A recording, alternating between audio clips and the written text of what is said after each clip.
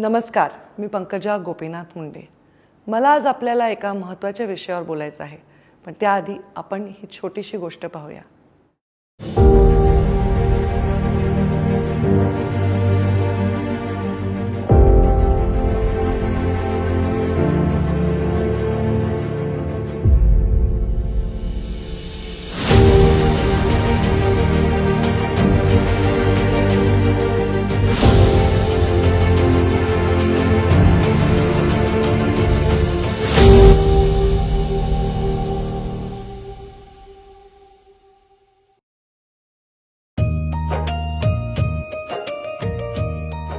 जेव्हा मी पर्यावरण मंत्री म्हणून कार्यरत झाले तेव्हा मी या विचाराने आश्वस्त होते की पर्यावरण संरक्षणाच्या संदर्भात एखादी योजना आखायची असेल आणि ती प्रभावीपणे राबवायची असेल, यशस्वी करायची असेल तर तिला जनतेनेच अभियान बनवावे लागेल.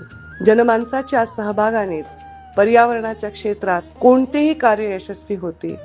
यावर्षी 5 जून 2026 रोजी जागतिक पर्यावरण दिनाच्या निमित्ताने मी वसुंधरा रक्षक या अभियानाची सुरुवात केली. तेव्हा मला पूर्ण विश्वास होता की वसुंधरा रक्षक हे अभियान लोक आपल्या सक्रिय सहभागातून यशस्वी करतील आणि या अभियानाशी कायमस्वरूपी जोडलेही जातील. हळूहळू त्याला जनानुदानाचे स्वरूप देखील येईल आणि याची प्रचिती पहिली झलक मला मिळाली ती आषाढी एकादशीच्या पंढरीच्या वारीत. जे लोक विठ्ठल विठ्ठल म्हणत होते, हरिनामाचा घोष करत होते, मैलोन मैल चालत होते, ते आपुलकीचा आणि समतेचा संदेश देत होते, तेच आज या पंढरीच्या वारीत वसुंधरा रक्षक म्हणून वसुंधरेच्या संरक्षणाबद्दल बोलत आहेत. ही महत्वाची मिळकत म्हणायला हरकत नाही. आम्ही आमच्या संस्थेच्या वतीने आमचे सगळे जे विद्यार्थी पण आज इथं वारकऱ्यांना सेवा देत आहेत. आमचा असा मानस आहे की आम्ही प्रत्येक विद्यार्थ्यांना एक झाड तरी लावण्यासाठी प्रेरित करणार आहोत. आमचे विद्यार्थी फार उत्सुक आहेत. हे सर्व वसुंधरा रक्षक बनण्यासाठी नक्कीच तयार आहेत. आपण आपल्या येणाऱ्या पिढीला काहीतरी देणं लागतंय. ही पृथ्वी आपली मालमत्ता नसून येणाऱ्या पिढीसाठी आपल्याला एक दिलेली जबाबदारी आहे. आपल्या मुलासाठी, आपल्या मुलीसाठी झाड लावलं पाहिजे.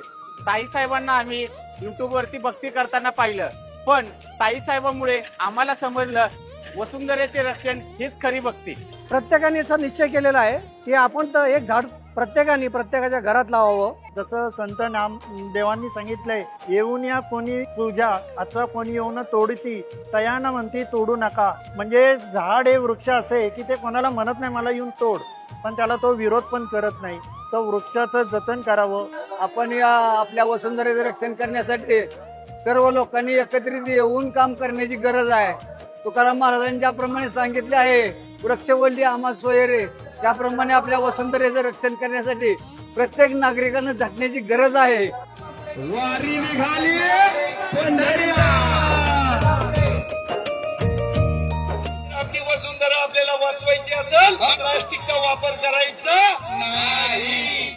आपली वसुंधरा रक्षक म्हणून वारकरी आता खणखून सांगणार आहे. शासन तर आपल्या स्तरावर अभियानासाठी जनजागृती करतच आहे, पण मला हे पाहून खूप आनंद होत आहे की लोक सुद्धा या अभियानामध्ये स्वतःचं अभियान मानून जनजागृतीसाठी प्रयत्नशील होत आहेत. जसे की या वारीमध्ये काही लोकांनी वसुंधरा रक्षक सायकल वारीच्या माध्यमातून लोकांना या अभियानाची माहिती दिली.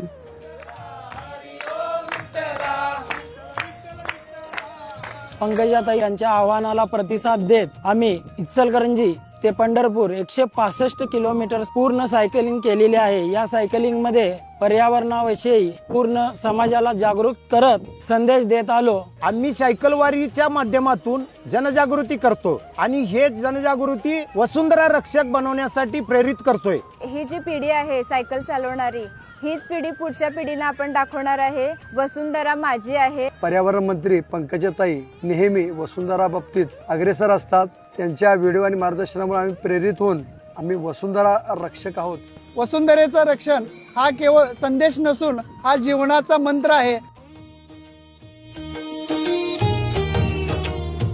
माझे प्रत्येक अभियान हे लोकांच्या सहभागानेच यशस्वी होते हा इतिहास आहे. याही अभियानात लोकांचा सहभाग माझ्यासाठी खूप महत्वाचा आहे. ही केवळ एक सुरुवात आहे, अजून बरीच मजल गाठायची आहे. या वसुंधरेचं रक्षण करूया आणि येणाऱ्या पिढीसाठी हिरवीगार डोंगर दऱ्यांनी नटलेली ऑक्सिजन युक्त अशी धरा आपल्या पुढच्या पिढीसाठी ठेवूया. पर्यावरणाच्या अडचणी आपणच निर्माण केलेल्या आहेत. चला मग आपण सर्व एकत्र येऊया, वसुंधरा रक्षक बनवूया आणि आपल्या वसुंधरा मातेचं रक्षण करूया.